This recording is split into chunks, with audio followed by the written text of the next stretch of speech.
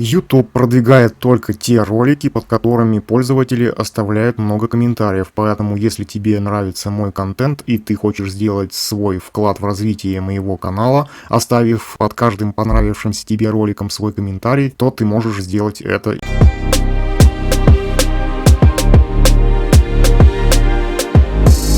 Приветствую, это снова Илья и мой канал Антимрак. Вообще, что меня подвигло на создание этого видео? Меня подвигло одно видео, которое почему-то рекомендовал мне YouTube. И поскольку в этом видео некий психолог рассуждал о том, что люди слишком много инициируют медицинских обследований своего организма, пытаясь решить некую свою проблему.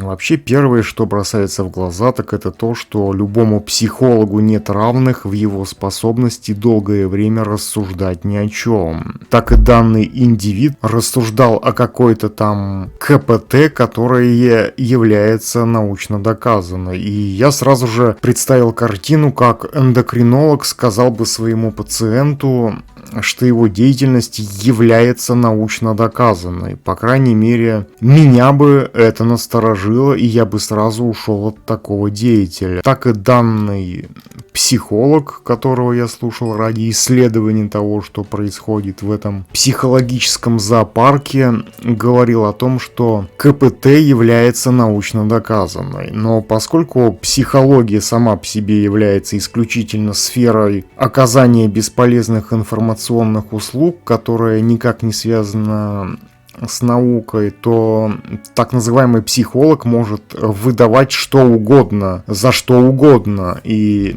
он может долгое время говорить ни о чем, и его аудитория будет слушать его, потому что ее представителям смогли внушить навязчивую идею о том, что не существует никакой связи между состоянием, поведением человека и его телом. Не существует ни артериального давления, ни баланса гормонов, ни генетики, в конечном счете нет совокупности всех этих факторов, которые на самом деле и создают причину для того, что в обывательском представлении психолога является поведением.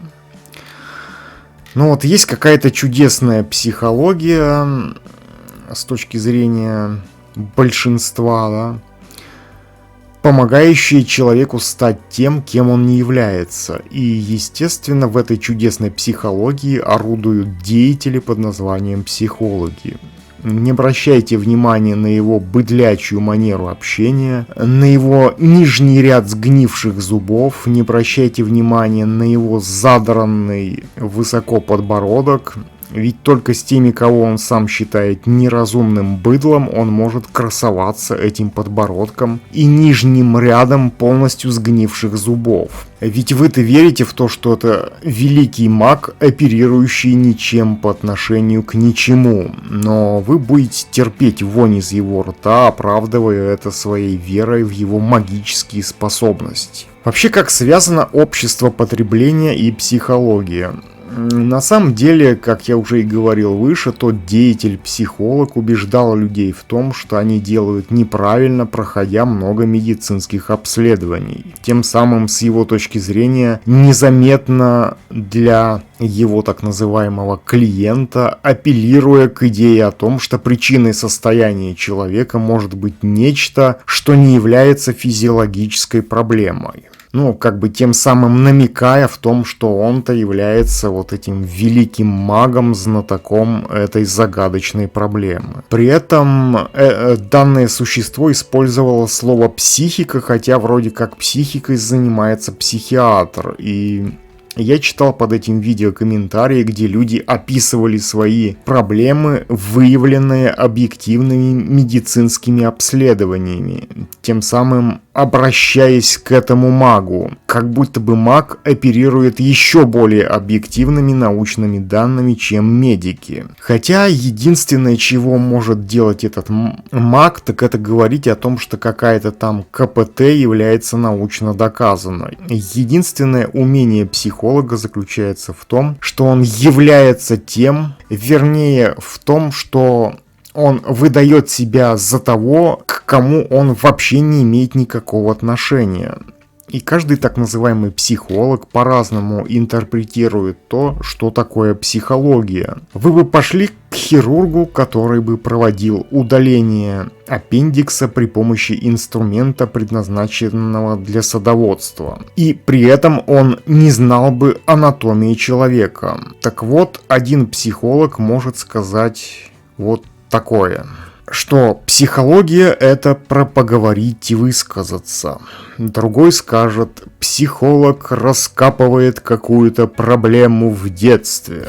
Другой психолог скажет, что психолог указывает человеку на то, как он бы сам поступил в его случае. Как мы видим, пространство для фантазии психолога не ограничено ничем. Он может называть себя кем угодно, занимающимся чем угодно, но то, что он возьмет с крестьянина энную сумму всего лишь за то, что великий маг соизволил проявить свою необузданную фантазию уже только на этапе формулировки того, чем он занимается и кем он, собственно, сам является, взять денег за свободу своей фантазии — это единственный объективный фактор, с которым, как я думаю, никто не поспорит. Так вот, это психологическое существо, о котором я говорил выше, если привести то, что он нес на русский язык, говорил: врачи не могут знать причину любой проблемы, если проблемы, тем самым намекая, что вот он-то сам является тем, кто решает проблему, не связанную с физиологией. Но вообще любому человеку, не потерявшему рассудок,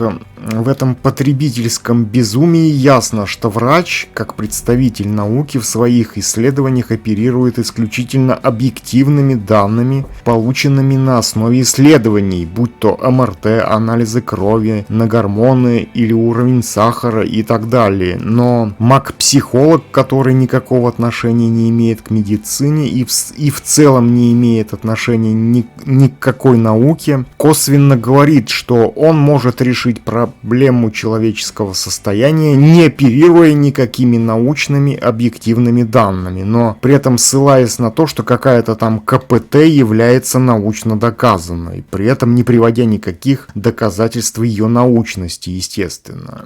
И у меня создается впечатление, что единственный аргумент научности психологии со стороны самих психологов — это просто сказать, что психология или то, что какая-то там КПТ является научно доказанной. И никакого другого доказательства, кроме фразы о том, что психология — это наука, у так называемых психологов, видимо, нет. Театр абсурда со стороны потребителя.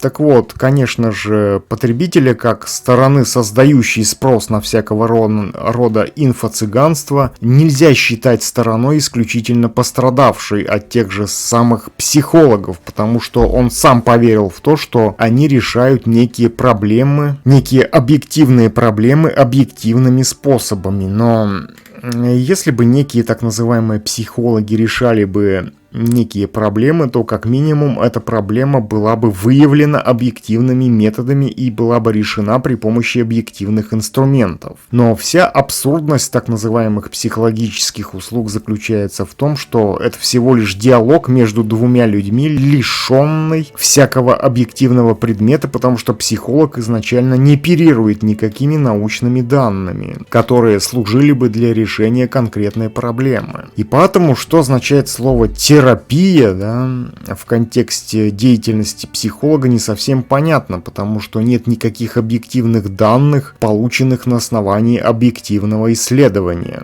Деятельность психолога, как того, кто оказывает, по сути, информационные услуги, сводится к тому, чтобы высказывать свое видение, которое носит лишь умозрительный характер, поэтому деятельность его никак не может называться терапией. Вот некоторые говорят: найди, мол, своего психолога. Я слышал из многих видео, распространяемых в среде этой психологической инфошушеры, что, мол, нужно найти своего психолога.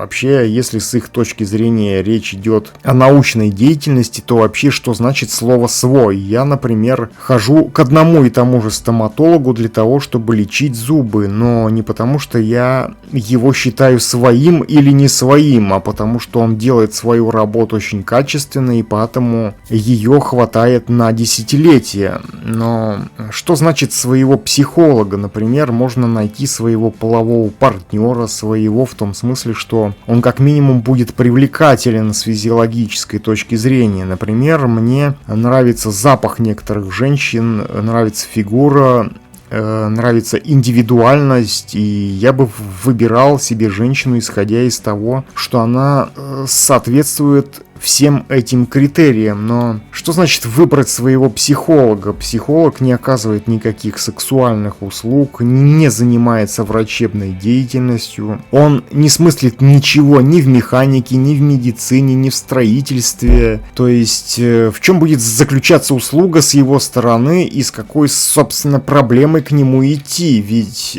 когда человек идет, допустим, к врачу лору, он идет к нему потому, что у него есть какая-то проблема с ушами или с горлом.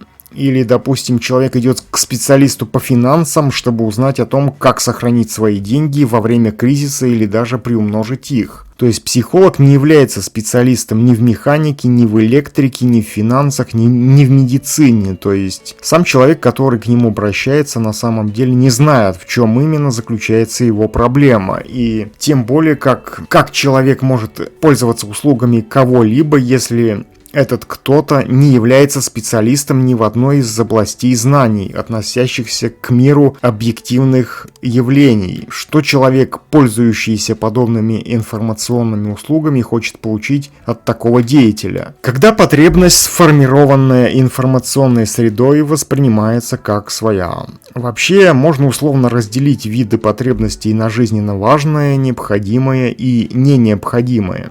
К жизненно важным можно отнести все то, без чего человек не может поддержать свою жизнь. Он не может поддерживать жизнь без необходимого количества воды, еды, воздуха. И после этих перечисленных мной веществ представление о неких психологических услугах кажется немного странным, потому что человек не рождается с потребностью в них, но будучи обработанным информационной средой под давлением массовости, он таки решает, что ему нужен некий психолог, который сделает из него того, кем он изначально не является. На самом деле, представление о некоем образе сверхчеловека, который усиленно внедряется психологической пропагандой, это не более чем предложение как ответ на спрос, порожденный влиянием на человека той же самой информационной среды. То есть психологические услуги — это информационные услуги, оказываемые жертве воздействия информационной среды. С одной стороны, потребность в таких услугах возникла вследствие влияния, опять же, информационной среды. С другой, такие услуги стали предложением на интеллектуальную пассивность самого человека. Человек хочет получить готовый продукт. В случае потребления психологических услуг человек хочет получить готовый продукт как нечто привнесенное извне, как то, что сделает из него кого-то другого, как будто не существует того, кем он уже является изначально, кем он стал в результате совокупности массы физиологических, социальных и природных факторов. Откуда берется этот образ сверхчеловека, продаваемый психоолухами? Он берется из потребительской пассивности человека. Человека обременяет даже попытка включить свое мышление. Он мыслит категориями потребительских идеалов, когда ты просто взял и купил что-либо, получив тем самым некий ожидаемый эффект. Но в основе психологических услуг даже отсутствует сам фактор предмета удовлетворения потребностей. Психолог, опять же, не оказывает сексуальных услуг, не консультирует человека в сфере сохранения и приумножения финансов, не оказывает медицинских услуг.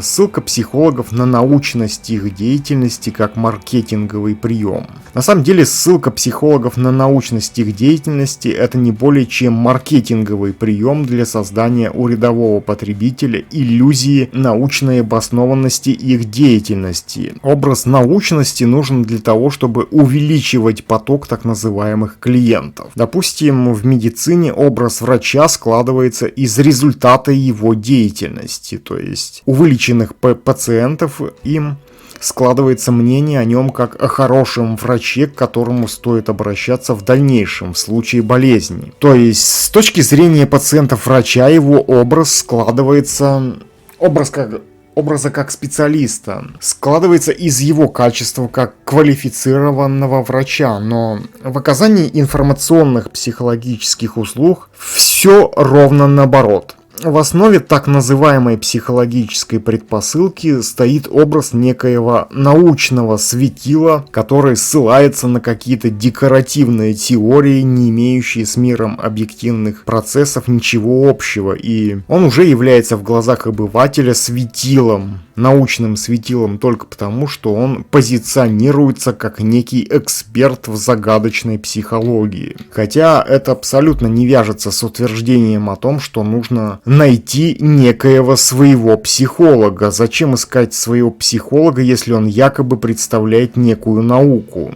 Действие в рамках научного поля вообще означает определенные методы воздействия на процессы. В случае с медициной это одни и те же объективные методы обследования и лечения, подбираемого на основе результатов обследования. В случае же с психологией нет ни определенных предметов обследования, ни методов лечения, и более того, нет предмета воздействия мутных магическо-эзотерических манипуляций психолога. Всякое заключение психолога о состоянии человека, обращающегося к нему, умозрительно. Сама же проблема обращающегося к психологу создана спецификой общественной среды, которая породила эту проблему сама и сама же предлагает ее решение. Но любая фантомная проблема, созданная информационной средой, в принципе не может быть решена, потому что она не имеет никаких объективных критериев, по которым можно было бы ее выявить.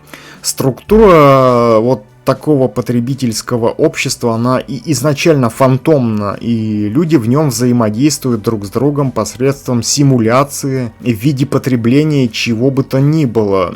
Общество больно, потому что человек в нем хочет делегировать свою жизнь ненужным вещам и ненужным услугам. Он хочет, чтобы некий психолог сказал бы ему, как он должен поступать, допустим, в тех же самых семейных отношениях, при том, что психолог сам не является участником этой семьи. Он хочет, чтобы психолог решил бы проблему его неопределенности, хотя психолог это не есть он, это даже не специалист в какой-либо сфере. Всего хорошего, до свидания, до встречи в новых видео.